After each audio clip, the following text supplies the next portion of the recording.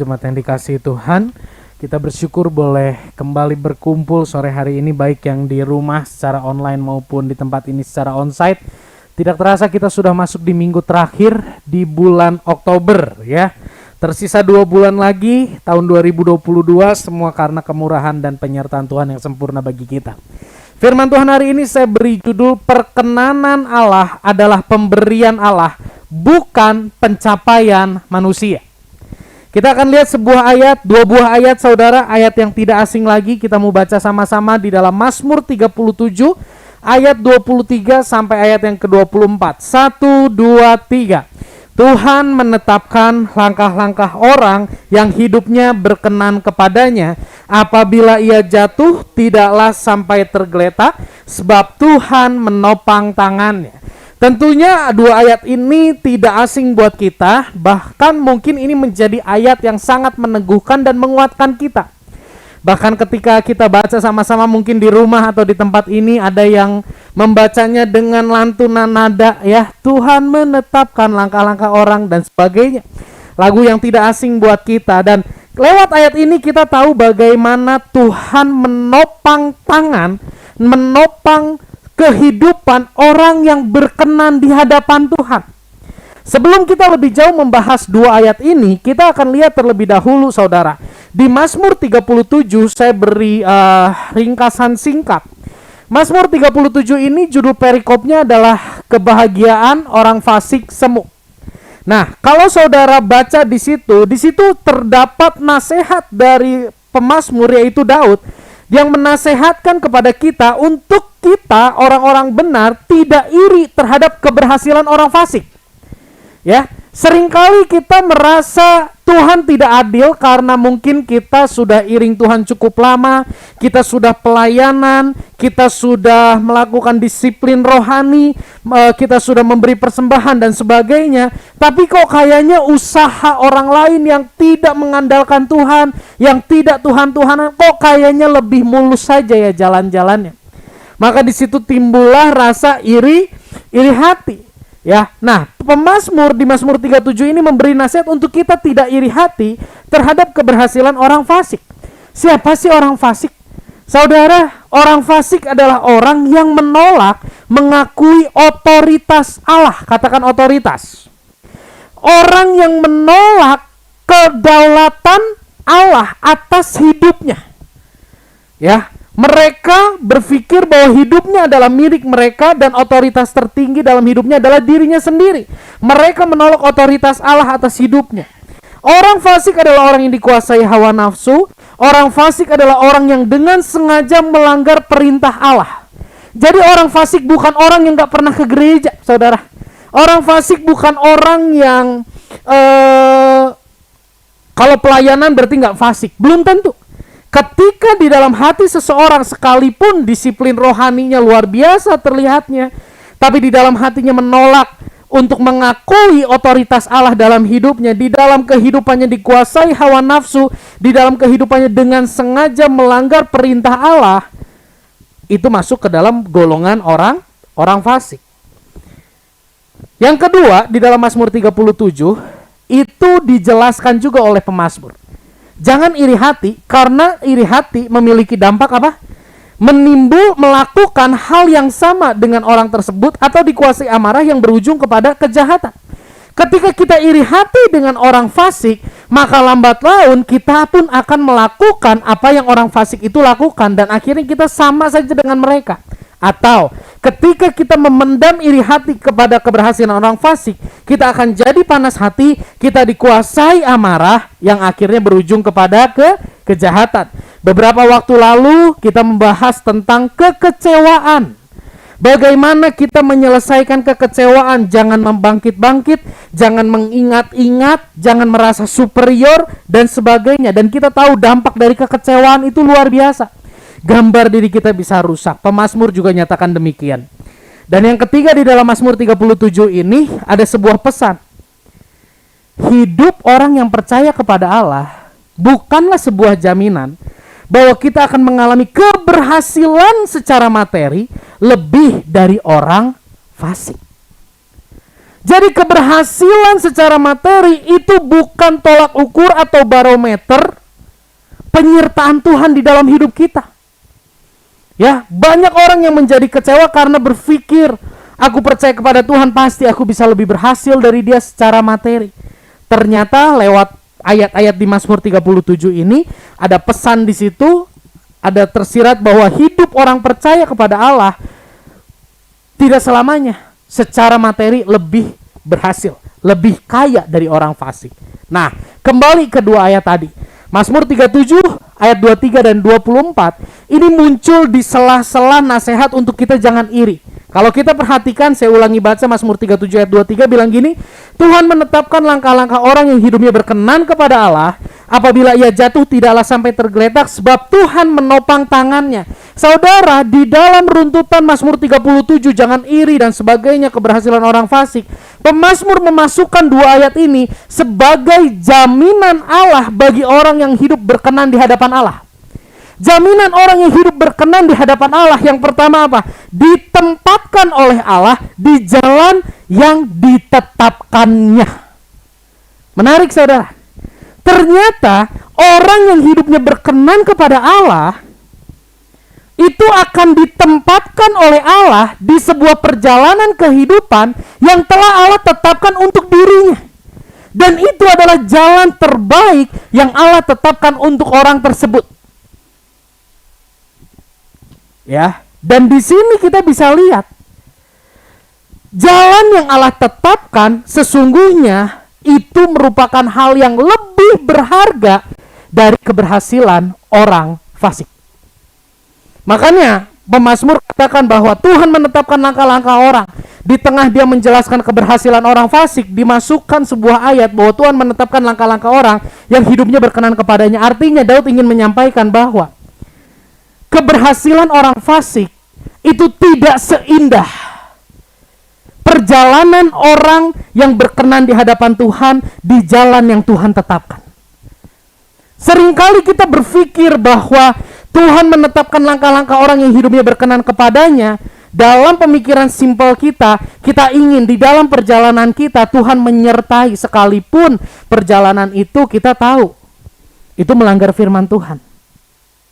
Tapi kita lihat hari ini bahwa orang yang berkenan kepada Allah itu sama Tuhan seperti diangkat dari jalan yang lama yang salah, dipindahkan ke jalan Tuhan yang baru, ke jalan yang Allah tetapkan bagi dia. Wow, ini hal yang sangat indah, yang sangat luar biasa. Dan di situ dikatakan apabila ia jatuh tidaklah sampai tergeletak sebab Tuhan menopang tangannya. Saudara, kata jatuh di sini tidak berbicara semata-mata tentang permasalahan, pergumulan, dan kegagalan hidup. Tapi ketika saya melihat di dalam Bible Dictionary, Eastern Bible Dictionary, di situ dikatakan bahwa kata jatuh ini dikaitkan dengan kejatuhan manusia ke dalam dosa. Ya, seringkali kita berpikir bahwa orang yang hidupnya berkenan kepada Allah diluputkan dari kegagalan, diluputkan dari masalah dan pergumulan. Ya, tapi ternyata kejatuhan ini maksudnya bukan sekedar masalah dan pergumulan, tapi bicara tentang kejatuhan manusia ke dalam dosa. Artinya kata tergeletak di situ berarti terikat, tercengkram dalam dosa. Saudara, kunci untuk kita bisa menikmati jalan yang ditetapkan Allah dan ketika jatuh kita tidak sampai tergeletak adalah perkenanan Allah. Orang yang hidup berkenan di hadapan Allah akan mengalami ini. Orang yang hidupnya berkenan di hadapan Allah akan mengalami janji-janji Tuhan ini. Nah, kita mau lihat hari ini, kita mau belajar 3 hal sama-sama. Hal yang pertama yang saya tulis di situ, siapa sih orang yang diperkenan oleh Allah? Ya, yang kedua, realita yang tidak kita sadari. Yang ketiga adalah relevansinya buat kehidupan setiap kita. Saudara, tidak jarang ketika orang mendengar Tuhan menetapkan langkah orang yang hidupnya berkenan kepada Allah, maka semua orang banyak berduyun-duyun mencari langkah-langkah untuk diperkenan oleh Allah. Mencari usaha supaya kita bisa diperkenan oleh Allah, kita harus melakukan apa ya? Tapi hari ini kita mau lihat tentang perkenanan Allah di dalam kehidupan seseorang. Yang pertama, siapa yang diperkenan oleh Allah. Pemazmur tadi ditulis oleh Daud, dan kita akan melihat juga satu bagian juga yang Daud tuliskan. Di dalam Mazmur 139 ayat 23 sampai ayat yang ke-24. Kita baca sama-sama ayat ini ya. 1, 2, 3. Selidikilah aku ya Allah, dan kenalah hatiku. Ujilah aku dan kenalah pikiran-pikiranku. Lihatlah apakah jalanku serong, dan tuntunlah aku di jalan yang kekal. Wow! Saudara, ini adalah seruan dari seorang yang diperkenan oleh Allah. Di dalam kehidupannya ada perkenanan Allah yang sangat luar biasa, saudara. Ya, yang pertama, kenapa saya katakan Daud ini diperkenan Allah? Karena di dalam doanya, Daud mengakui Allah sebagai otoritas tertinggi kehidupannya. Orang yang diperkenan oleh Allah di dalam hidupnya ada hati yang mengakui Allah sebagai otoritas tertinggi di dalam kehidupannya. Saudara, lihat doa Daud. Daud katakan, selidikilah aku ya Allah. Berarti Daud mau standar kebenaran Allah itu ada di dalam kehidupannya. Daud katakan, kenalah hatiku, ujilah aku, dan kenalah pikiran-pikiranku. Berarti kerinduan Daud adalah supaya kebenaran Allah itu menguasai pikirannya. Ya, Daud tidak memakai standar kebenaran dunia untuk mengisi hati dan pikirannya. Daud tidak memakai standar budaya untuk dipegang sebagai otoritas tertinggi di kehidupannya. Tapi Daud memegang kebenaran Allah sebagai otoritas tertinggi di dalam kehidupannya. Daud minta diselidiki sama Tuhan. Daud minta dilihat sama Tuhan. Daud minta dikoreksi, dikenali pikirannya oleh Tuhan. Di sini kita bisa melihat Daud adalah seorang yang dalam hidupnya dia mengakui otoritas tertinggi dalam kehidupannya adalah Allah, bukan dirinya sendiri. Yang kedua, kita bisa melihat dari dua ayat ini, Daud memiliki kerendahan hati di hadapan Allah. Lihat di sini saudara, Daud katakan, selidikilah aku, kenalah hatiku, lihatlah apakah jalanku serong, dan tuntunlah aku di jalan yang kekal. Di sini kembali kita melihat bagaimana Daud punya satu sikap hati yang tidak mengedepankan kebenarannya sendiri. Seringkali kita mengedepankan kebenaran kita. Seringkali kita mengedepankan standar kita dengan satu kata, yaitu wajar.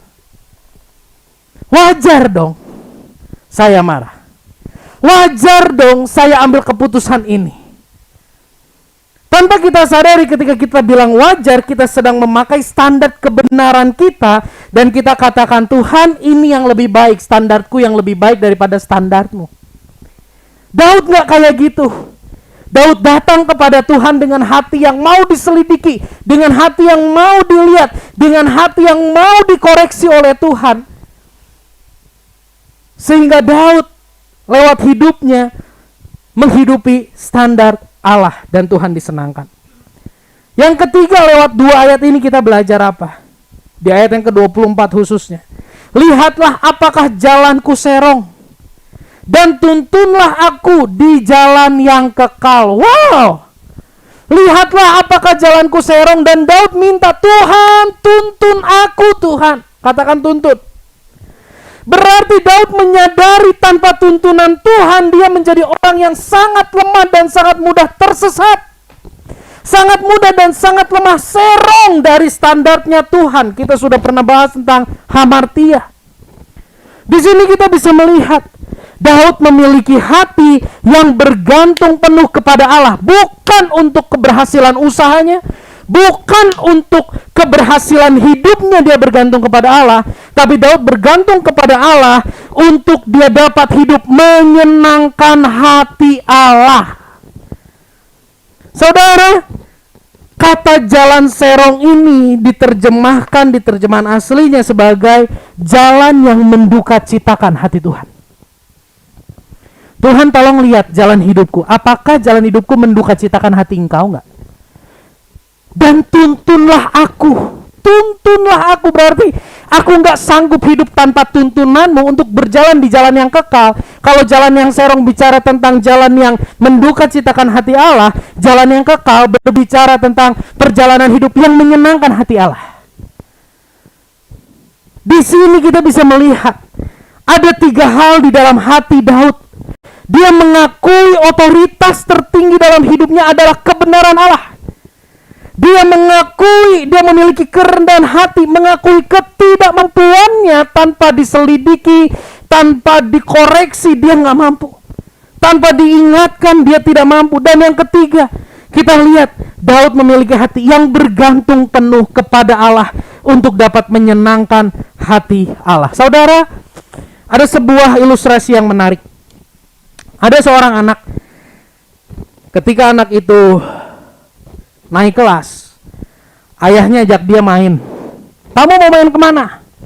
Juara kelas nih. Kamu mau main kemana? Ayo, papi ikutin. Wah, anak itu pikir, wah oke. Dia nggak tanggung-tanggung, mumpung nih ditawarin sama papi. Aku pilih tempat main yang paling mahal, tempat main yang paling bagus. Sampein ke papinya, akhirnya berangkatlah sekeluarga main ke sana. Memori itu teringat oleh anak itu sampai usia tuanya. Ketika manusia memiliki kecenderungan untuk memberontak terhadap Allah, memiliki kecenderungan untuk menyalahkan Allah ketika kondisi tidak seperti yang diinginkan. Roma 6 ayat 20 dikatakan, sebab waktu kamu hamba dosa, kamu bebas dari kebenaran. Artinya dosa memperbudak. Ini kondisi manusia, saudara, termasuk Daud. Sesungguhnya Daud adalah orang berdosa sama seperti kita. Ada dosa yang menjalar di dalam kehidupannya, dan di dalam hatinya memiliki kecenderungan untuk memberontak terhadap Allah. Daud tahu itu salah, tapi dia diperbudak, diperhamba oleh dosa. Itulah kondisi manusia setelah kejatuhan manusia di kitab Kejadian Adam dan Hawa. Termasuk Daud. Tapi sebelum bagian ini kita melihat bagaimana Daud punya hati yang mengakui otoritas tertinggi, otoritas Allah sebagai otoritas tertinggi. Daud punya kerendahan hati. Daud punya kebergantungan penuh kepada Tuhan untuk menghidupi kehidupan yang menyenangkan Tuhan. Tentunya ini sangat bertentangan dengan kondisi manusia yang berdosa. Lalu kenapa Daud bisa punya hati yang demikian? Next, di slide saya tuliskan. Saudara, inilah jawabannya. Di tengah kondisi manusia yang terpapar oleh dosa, di tengah kondisi manusia yang memberontak terhadap Allah, di tengah kondisi manusia yang memiliki kecenderungan untuk melakukan yang baik di matanya, Daud memiliki hati yang mengakui otoritas Allah. Daud punya kerendahan hati. Daud punya kebergantungan kepada Allah untuk hidup berkenan di hadapan Allah. Ini adalah anugerah Allah bagi kehidupan Daud. Saudara, berkat Tuhan buat kehidupan Daud itu bukan yang terbesar, bukan perlindungannya dari Saul. Kita mungkin melihat dari kisah Saul, Daud dilindungi oleh Tuhan begitu luar biasa, dikejar-kejar tapi nggak ketangkep, nggak bisa dibunuh. Wah, berkat Tuhan besar buat Daud. Iya. Ketika Daud lawan Goliat, wah, Goliat bisa tumbang. Berkat Tuhan, perlindungan Tuhan besar buat Daud. Iya. Tapi ada berkat yang jauh lebih besar yang Tuhan kasih sama Daud, yaitu apa? Hati. Hati yang mau mengakui Allah sebagai otoritas tertinggi. Hati yang tidak mempertahankan kebenarannya diri sendiri. Hati yang bergantung kepada Allah untuk hidup berkenan di hadapan Allah. Ini adalah anugerah. Ini adalah pemberian Tuhan bagi Daud. Sehingga di masanya Daud punya sikap hati yang berbeda. Saudara, kalau saudara baca kisah Nuh, bagaimana orang saat itu begitu jahat dalam keberdosaannya, tapi Nuh punya hati yang takut akan Tuhan. Nuh hidup tidak bercela. Itu pun merupakan pemberian Allah. Itu pun merupakan anugerah Allah. Dan yang bawah saya tulis apa? Hanya karena anugerah Allah sajalah Daud dapat menjadi pribadi yang berkenan di hadapan Allah. Itulah sebabnya kenapa tadi saya kasih judul firman hari ini. Perkenanan Allah adalah anugerah Allah. Daud bisa punya hati yang sedemikian rupa karena Allah yang memberikan kepada Daud. Lalu bagaimana dengan kita hari ini? Bisakah kita menjadi orang yang hidup berkenan di hadapan Allah? Mungkinkah kita menjadi pribadi yang hidup berkenan di hadapan Allah? Poin yang terakhir, relevansinya bagi setiap kita.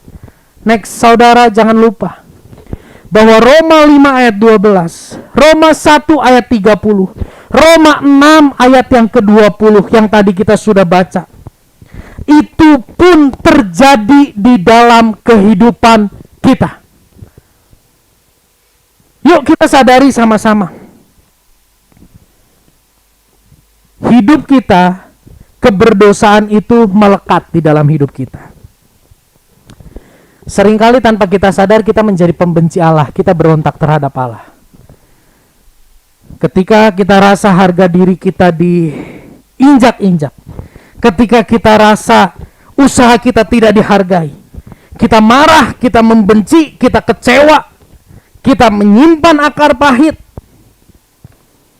itu merupakan bentuk pemberontakan terhadap Allah. Kita menyalahkan Allah atas kondisi yang begitu buruk yang mungkin hari ini kita alami. Itu pun merupakan pemberontakan kita terhadap Allah. Yang sekalipun kita tahu itu salah, tapi kita tidak bisa keluar dari cengkram itu. Dengan kondisi ini, kita tidak akan pernah bisa menjadi pribadi yang berkenan di hadapan Allah. Yang menarik, saudara, jika tadi kita tahu bahwa Daud diberi anugerah Allah sehingga dia punya hati yang sedemikian rupa, hari ini ada anugerah Allah bagi saya dan saudara. Ketika kita ada di dalam kondisi ini, tercengkram oleh dosa, pemberontak terhadap Allah, dikuasai, diperhamba oleh dosa. Roma 5 ayat yang ke-8, firman Tuhan berkata, kita baca sama-sama, 1, 2, 3. Akan tetapi Allah menunjukkan kasih-Nya kepada kita, oleh karena Kristus telah mati untuk kita ketika kita masih berdosa. Inilah anugerah yang kita terima, saudara. Bahkan anugerah ini diberikan kepada banyak orang di dunia ini. Pengorbanan Yesus yang ada di atas kayu salib. Kita lihat ada beberapa gambar di situ, saudara.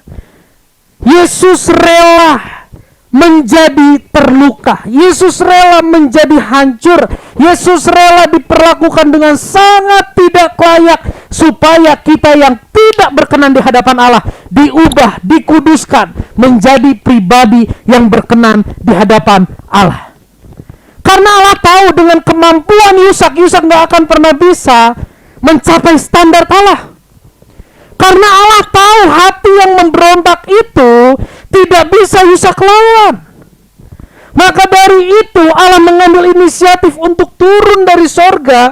Yesus Kristus mati untuk kita bukan ketika kita sudah bertobat, tapi ketika kita masih berdosa, kita masih pemberontak, kita masih memusuhi Allah, katanya di Kolose, memusuhi Allah dengan pikirannya. Jika Daud diberi anugerah yang sedemikian rupa, di masa ini kita pun diberi anugerah yang luar biasa melalui pengorbanan Yesus Kristus. Saudara, dari sekolah minggu kita diajar bahwa pengorbanan Yesus itu mengampuni dosa. Pengorbanan Yesus itu membawa kita kepada keselamatan kekal. Bro Yogi, tolong ditampilin aja slide-nya terus, nggak apa-apa. Thank you. Ya, kita lupa atau bahkan mungkin kita tidak sadar bahwa pengorbanannya bukan hanya mengampuni dosa dan membawa kita kepada keselamatan.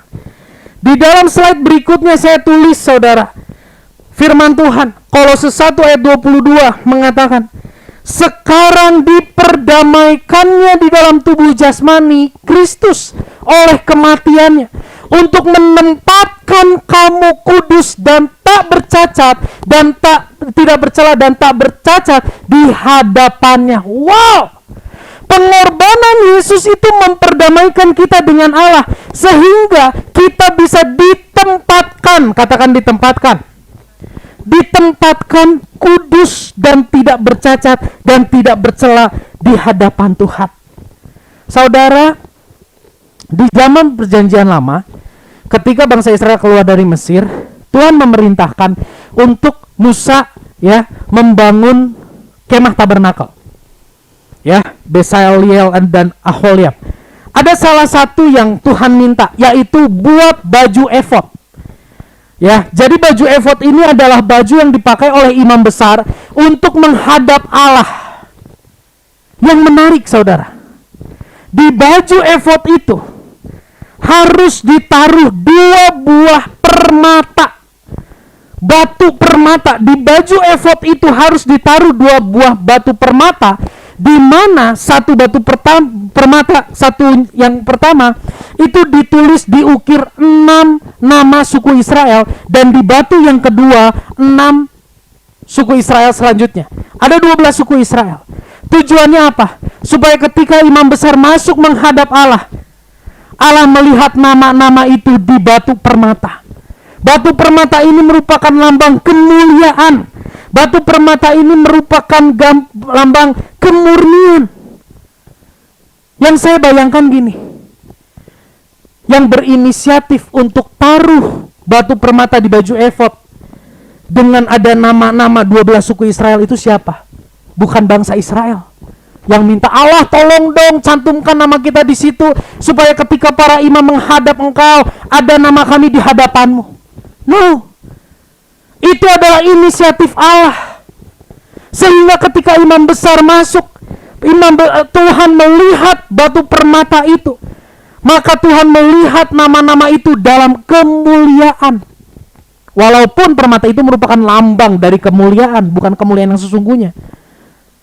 Ketika bangsa Israel hidup dalam kebebalan, kekerasan hati, ketamakan, pemberontakan terhadap Allah, tapi Allah melihat di baju efod itu ada nama-nama itu, maka hatinya luluh. Hari ini tidak ada baju efod. Hari ini nama saya dan saudara tidak terukir di baju efod.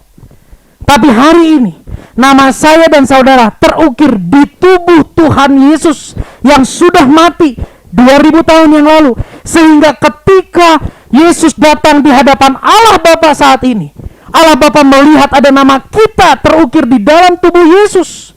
Maka dari itu Paulus katakan, diperdamaikannya untuk menempatkan kamu kudus dan tidak bercacat, tidak bercela di hadapan Tuhan. Ini anugerah Tuhan.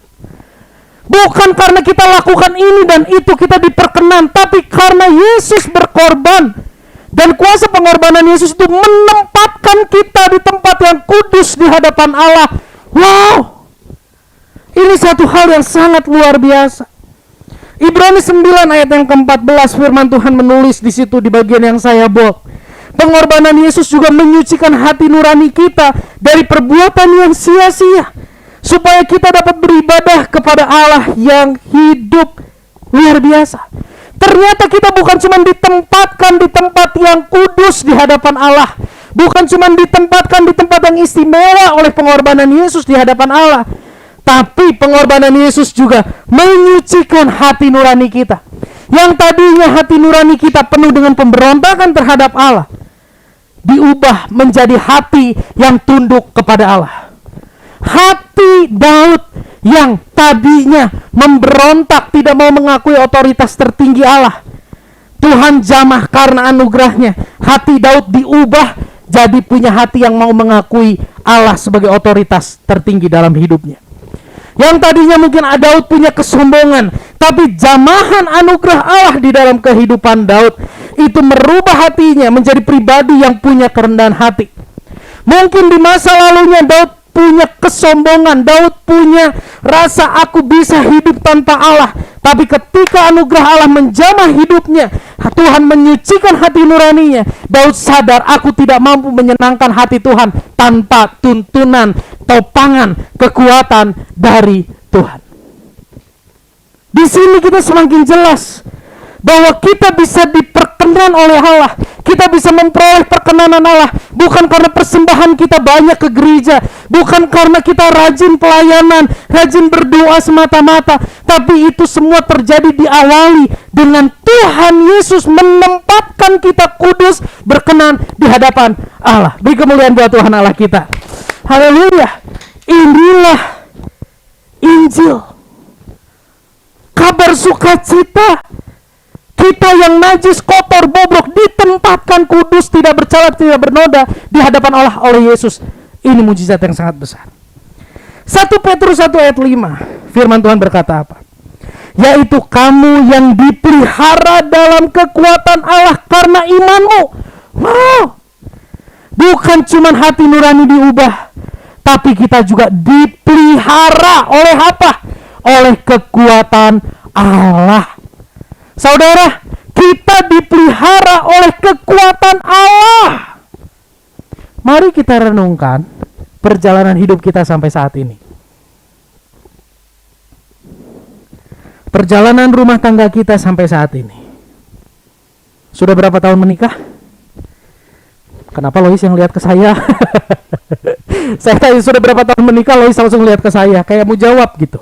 Enggak ya. Ya. Coba kita lihat perjalanan hidup kita. Renungkan. Mungkin saudara melihat ada beberapa kejadian demi kejadian yang seharusnya bisa membuat saya meninggalkan Tuhan hari ini. Ada kejadian demi kejadian yang mungkin saudara ingat, wah, begitu sakit ya di masa itu. Kayaknya aku kalau sekarang dipikirkan, kayaknya aku nggak bisa deh. Kayaknya aku nggak mampu deh. Tapi jika masa itu terlewati dengan baik, saudara, itu semua karena Tuhan yang memelihara kita dengan kekuatannya yang sempurna. Ya, saya banyak mendengar kisah-kisah, cerita-cerita hubungan suami istri, orang tua dengan anak, yang kalau saya renungkan hari-hari ini, wah, kalau tanpa topangan dan pemeliharaan kekuatan Allah yang sempurna, saudara, keluarga itu sudah hancur berantakan. Anak itu sudah mungkin membunuh orang tuanya. Istri mungkin sudah meninggalkan suaminya. Suami mungkin sudah meninggalkan istrinya. Orang tua mungkin sudah melepas anaknya, udah terserah kamu udah begitu menyakiti saya. Banyak kisah-kisah yang sepertinya jika direnungkan secara manusia harusnya sudah hancur berantakan. Tapi karena Tuhan memelihara dengan kekuatannya, saudara, kita kuat. Kita ada sebagaimana kita ada sekarang. Biarlah lewat perenungan 3 ayat ini, kita semakin melihat bahwa perkenanan Allah ada atas hidup kita bukan karena kita baik, bukan karena kita lebih baik dari pasangan kita, orang tua kita, atau anak kita, maka kita diperkenan Allah. No. Tapi karena semata-mata karena anugerah Allah yang membuat kita kudus, tidak bercacat di hadapan Allah yang kudus. Saya kasih beberapa gambar di sini. Yang pertama, saya cantumkan sebuah ayat Yesaya 53 ayat 7. Kita baca sama-sama 1, 2, 3. Dia dianiaya, tetapi dia membiarkan dirinya ditindas dan tidak membuka mulutnya, seperti anak domba yang dibawa ke pembantaian, seperti induk domba yang keluh di depan orang-orang yang menggunting bulunya, ia tidak membuka mulutnya. Saudara, gambar itu ketika Yesus ada di hadapan pemuka agama, di hadapan Pontius Pilatus. Ketika Pontius Pilatus tanya, adakah pembelaan dari kamu, Yesus? Yesus apa yang Yesus lakukan? Yesus diam. Kalau Yesus buka mulut, Yesus keluarkan cerita yang sesungguhnya, dia akan terhindar dari penyaliban. Kenapa Yesus memilih diam? Karena dia tahu dengan diamnya saat itu merupakan sebuah perjalanan yang akan membuat kita manusia berdosa bisa diperkenan oleh Allah. Dia memilih untuk difitnah supaya kita dapat diperkenan oleh Allah melalui pengorbanannya. Yesaya 53 ayat yang ketiga kita baca sama-sama. 1, 2, 3. Ia dihina dan dihindari orang, seorang yang penuh kesengsaraan dan yang biasa menderita kesakitan. Ia sangat dihina sehingga orang menutup mukanya terhadap dia, dan bagi kita pun dia tidak masuk hitungan. Saudara, dia rela dihina, Yesus rela dihindari, Yesus rela menjalani hidup yang penuh dengan kesengsaraan, Yesus rela menjalani hidup yang penuh dengan penderitaan, supaya saya dan saudara bisa memperoleh perkenanan Allah lewat pengorbanannya. Wow! Dia yang tidak berdosa rela diperlakukan sedemikian kasar supaya kita yang berdosa mendapat perkenanan Allah. Di awal saya udah bilang kita tidak bisa mencapai perkenanan Allah dengan hati yang rusak. Next, Yesaya 53 ayat yang kelima kita baca sama-sama. 1, 2, 3. Tetapi dia tertikam oleh karena pemberontakan kita, dia diremukkan oleh karena kejahatan kita. Ganjaran yang mendatangkan keselamatan bagi kita ditimpakan kepadanya, dan oleh bilur-bilurnya kita menjadi sembuh. Yesus rela, saudara, ditikam karena pemberontakan kita. Yesus rela menerima ganjaran yang begitu menyakitkan karena dia tahu hancurnya dia di atas kayu salib akan membuat kita sembuh. Amin. Bukan sembuh dari sakit jantung, bukan sembuh dari diabetes, bukan sembuh dari sakit secara jasmani semata. Kalau Tuhan kasih itu, puji Tuhan. Tapi yang terutama, kita sembuh dari apa? Kita sembuh dari hati yang memberontak terhadap Allah. Kita sembuh dari hati yang tidak mau tunduk kepada Allah. Ketika kita sembuh, kita punya hati yang baru. Ketika kita punya hati yang baru, kita dapat perkenanan dari Allah di dalam kehidupan setiap kita. Tadi dikatakan, apabila ia jatuh tak sampai tergeletak. Waktu kita jatuh dalam dosa, Yesus, apa yang Yesus lakukan? Dia tidak menghukum kita. Waktu kita jatuh dalam dosa, dia mengangkat kita dengan cara turun dari sorga, menggantikan kita menanggung setiap konsekuensi dosa yang harusnya kita tanggung. Yesus tahu kita tidak akan pernah dapat mencapai perkenanan Allah. Maka dari itu, dia memberi dirinya untuk tertikam, untuk hancur, untuk terluka, supaya saya dan saudara mengalami kesembuhan hati. Matius 27 ayat 46. Kira-kira jam 3, berserulah Yesus dengan suara nyaring, Eli, Eli, lama sabachthani, artinya Allahku, Allahku, mengapa engkau meninggalkan aku? Ketika Yesus disalib, saudara, dia berdosa bukan karena dosanya, tapi karena dosa manusia. Dan ketika dia berdosa, Allah meninggalkan dia. Karena Allah kudus, Yesus berdosa. Kita bayangkan bagaimana hati Bapa ketika melihat Yesus hancur tubuhnya. Tadi malam anak saya bangun menangis dengan sangat keras.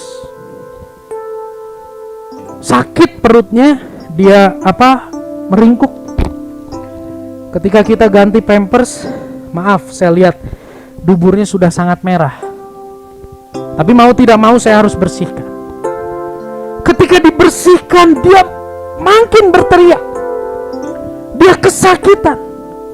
Setelah itu dia bisa tidur lagi. Dia bangun lagi. Makin kenceng nangisnya. Sampai tadi sebelum ibadah, dalam waktu setengah jam, 2 kali buang air besar. Saya mendengar tangisannya. Hati saya sangat perih. Satu sisi kasihan, kalau dibersihkan maka lukanya akan tergosok, memang harus dibersihkan.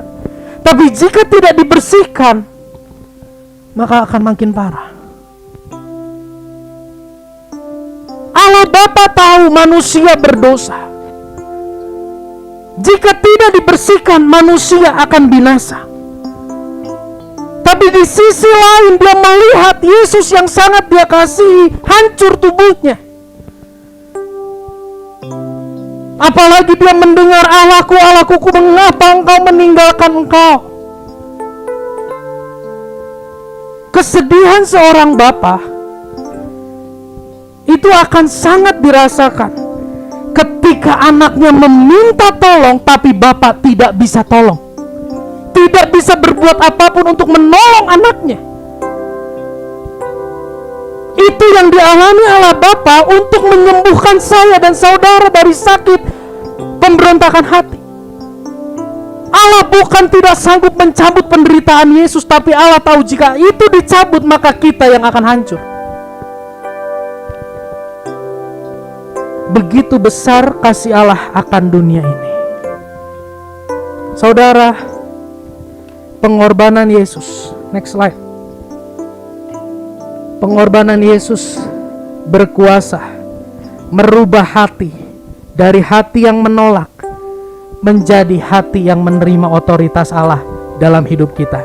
Inilah kesembuhan yang sejati.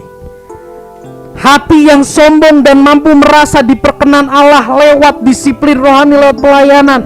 Aku sudah pelayanan, sudah rajin ibadah dan sebagainya, Allah berkenan kepadaku karena itu semua. Itu hati yang sombong. Dirubah menjadi hati yang rendah. Rendah hati di hadapan Tuhan seperti Daud. Tuntunlah aku di jalan yang kekal. Hati yang menikmati dosa. Dengan pengorbanan Yesus, hati yang menikmati dosa diubah jadi hati yang menyesali dosa. Sudut pandang terhadap dosa yang sebelumnya memandang dosa sebagai kenikmatan, dengan pengorbanan Yesus diubah menjadi memandang dosa sebagai suatu kecelakaan. Tanpa karya penebusan Yesus tidak akan pernah bisa hati kita diubah. Kejatuhan kita dalam dosa itu akan menyadarkan kita untuk selalu bergantung penuh kepada Allah. Ada hari ini yang menyadari keterikatan. Ada di antara saudara yang hari ini menyadari, aku ada dalam pemberontakan. Aku selalu gagal untuk menjadi lebih baik. Ketahuilah, saudara perlu anugerah Tuhan. Mohon anugerah Tuhan. Mungkin saudara hari ini mengalami dalam masalah, dalam pergumulan. Saya pernah ketemu dengan satu orang berapa bulan lalu. Dia dalam masalah yang begitu berat. Ketika saya izin, boleh saya dampingin kamu di rumah sakit untuk mendampingi mamahmu. Dia cuma bilang, lu mau apa? Kalau lu cuma mau bilang, kalau Ko Yusak cuma mau bilang nyuruh gua doa dan baca firman, gak usah datang ke sini. Saya udah enak sama doa dan baca firman. Saya bilang enggak, saya gak akan singgung itu. Saya ke rumah sakit, kita bincang. Yang saya sampaikan tentang Injil, yang saya sampaikan tentang bagaimana Allah merubah hati nurani. Ketika hati nurani saya dan saudara dirubah, kita gak usah dipaksa berdoa, kita gak usah dipaksa baca firman. Akan ada satu kesukaan untuk kita terus mengerti firman Tuhan, karena di situ kita mengenal Dia. Jika saudara pernah mengalami kegagalan demi kegagalan untuk hidup seperti yang Tuhan mau, ketahuilah bahwa pengorbanan Yesus itu memelihara kita. Pengorbanan Yesus itu menopang kita untuk menghidupi standarnya dalam hidup kita. Berapa waktu lalu, minggu lalu kalau nggak salah, saya sampaikan, saya pun perlu anugerah Tuhan sampai detik ini untuk menghidupi standarnya. karena standarnya sangat sempurna. Mari saudara, ini yang akan terjadi ketika kita mengalami anugerah Tuhan. Seringkali kita dibatasi dengan pemikiran kita, nggak mampu lah, masa sih kayak gitu. Saudara, kalau saudara keluar dari ruangan tempat saudara hari ini berada, saudara lihat ke atas, lihat langit. Sudah berapa tahun saudara hidup? Pernah sekali saudara lihat langit itu jatuh dari atas ke bawah? Jika Allah bisa taruh langit di atas dan tidak pernah jatuh, Allah pun sanggup merubah hati kita. Ketika kita merenungkan Injil, hati kita diubah, saudara. Kita akan melihat bahwa kasih-Nya besar bagi kita. Slide yang paling terakhir. Mari kita renungkan bagian ini. Mungkin saudara hari ini sedang ada dalam cengkram dosa yang begitu kuat. Saudara ada di dalam intimidasi kegagalan di masa lalumu. Saudara ada di dalam ketakutan yang luar biasa dalam menjalani hidup, kebimbangan yang luar biasa dalam menjalani hidup. Saudara ada dalam masalah dan tekanan hidup yang begitu berat hari ini. Saudara hari ini penuh dengan kelemahan. Ketika itu yang ada di hadapanmu, saya mau katakan, saudara punya juru selamat yang lebih besar dari dosamu, dari kegagalanmu, dari ketakutan, kebimbangan, tekanan, masalah, dan kelemahanmu. Ketika kita melihat terfokus kepada juru selamat kita bisa berkata dalam menjalani hidup, tenanglah kini hatiku, Tuhan memimpin langkahku. Tanpa lihat pengorbanan Yesus, kita selalu gelisah. Tiap saat dan kerja tetap ku rasa tangannya. Tuhanlah yang membimbingku, tanganku dipegang teguh, hatiku berserah penuh, tanganku dipegang teguh. Kita kembali ke slide.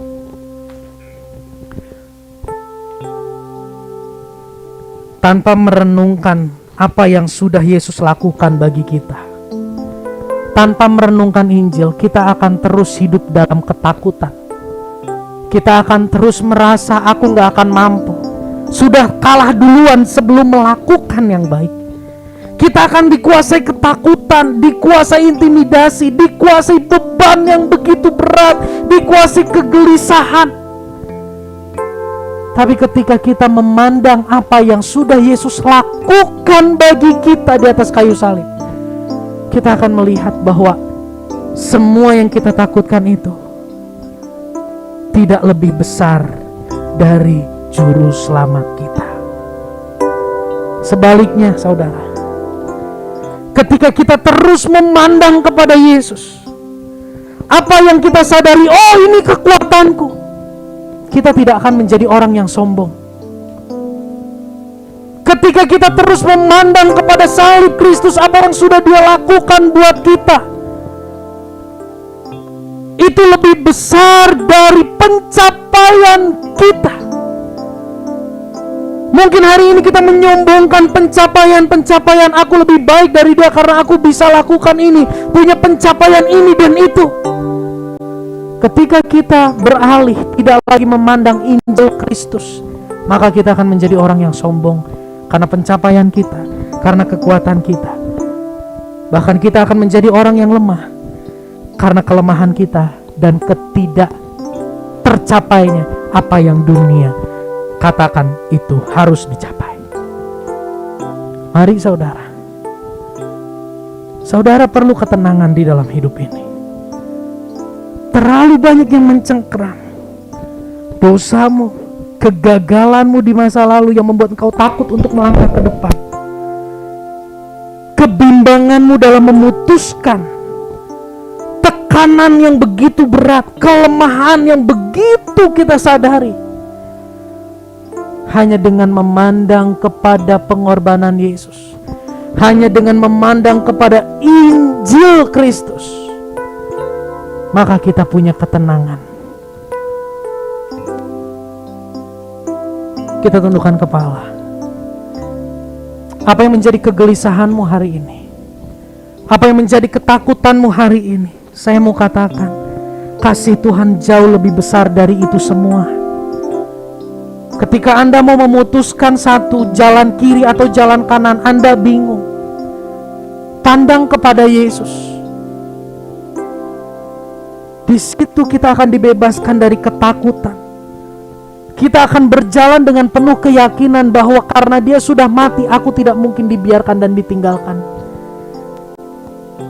Jika hari ini saudara merasa sendiri, tidak ada yang mengerti, tidak ada yang peduli kondisimu, sehingga saudara takut, ketahuilah Yesus jauh lebih besar dari ketakutanmu.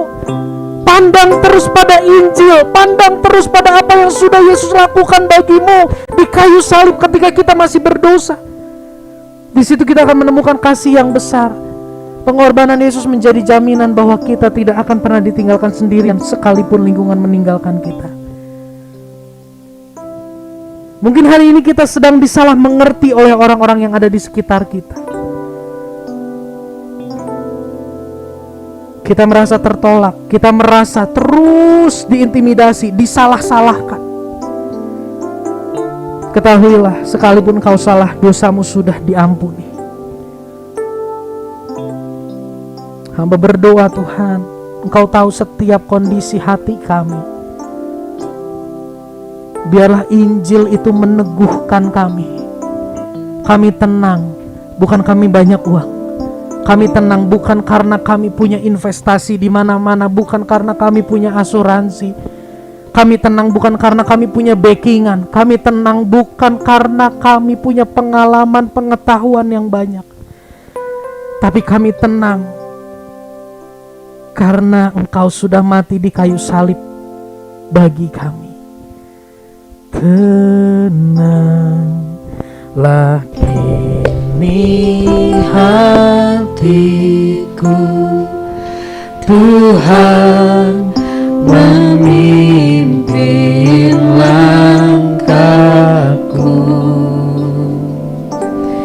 di tiap saat dan kerja. Tetap ku rasa tak. Kita bangkit berdiri bersama.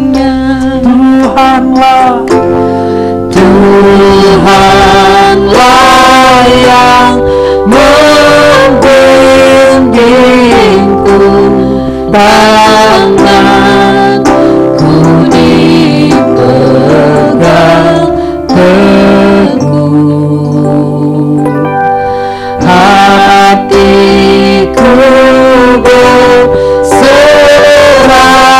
penuh, tanganku dipegang. Tuhanlah yang membimbingku, Tuhanlah yang membimbingku, tanganku dipegang.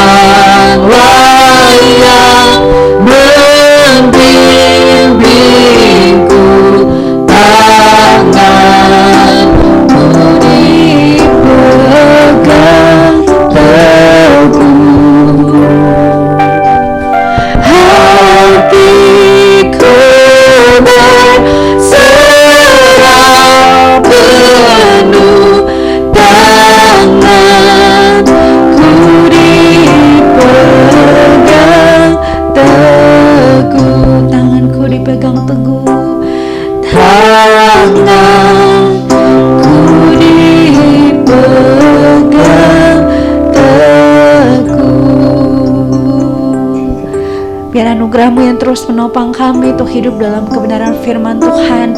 Di luar Tuhan kami tidak mampu berbuat apa-apa Tuhan, dan tidak bisa berbuat apa-apa Tuhan.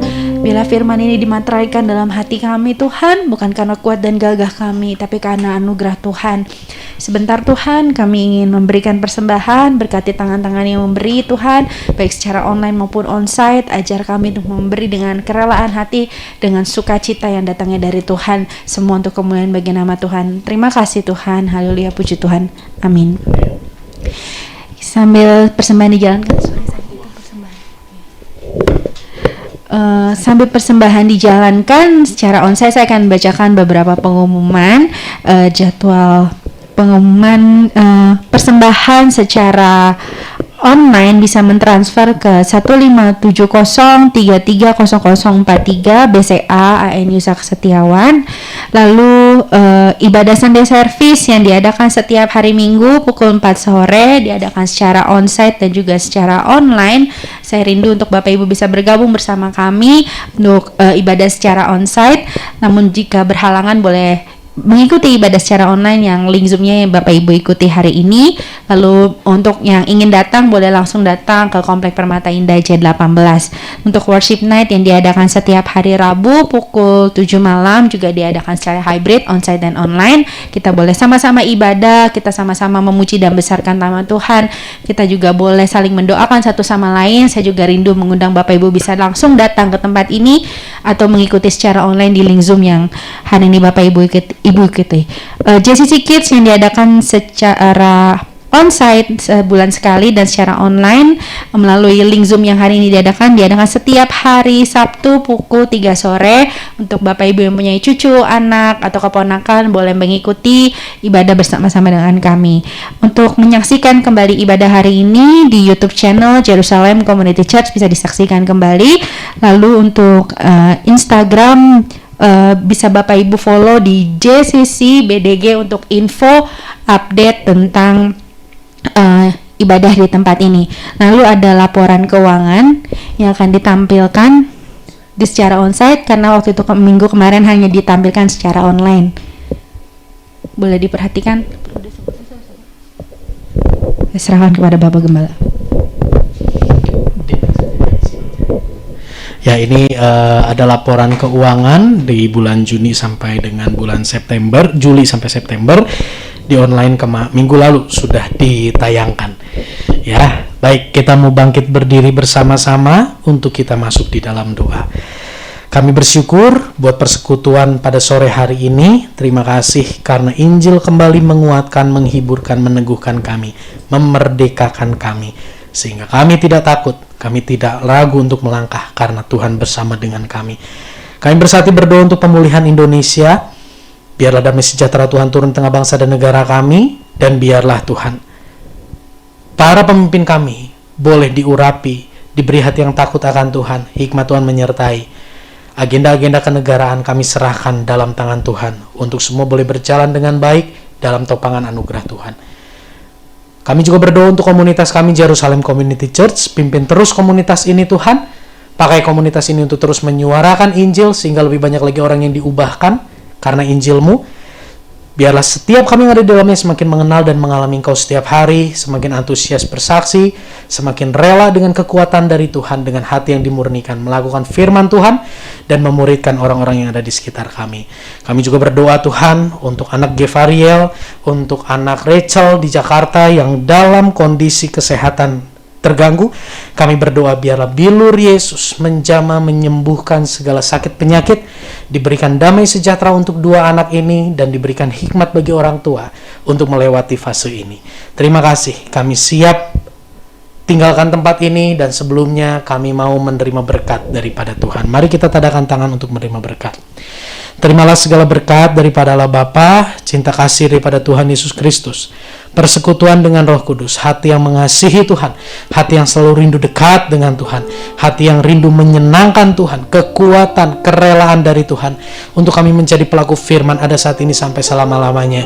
Memberkati keluarga, hubungan suami istri, orang tua, anak, komunikasi di tengah keluarga dalam nama Yesus. Tuhan pulihkan pekerjaan, perekonomian, studi, pergaulan, masa depan. kesehatan, relasi kami dengan orang-orang sekitar kami.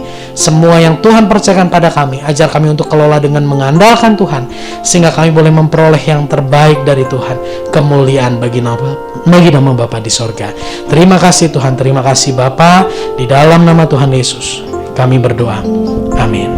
Tak berubah selamanya cinta kasihku padamu. Ku mau hidup selamanya untuk senangkan hatimu. Tak berubah selamanya cinta kasihku padamu. Ku mau hidup selamanya untuk senangkan hatimu, Tuhan. Puji Tuhan, ibadah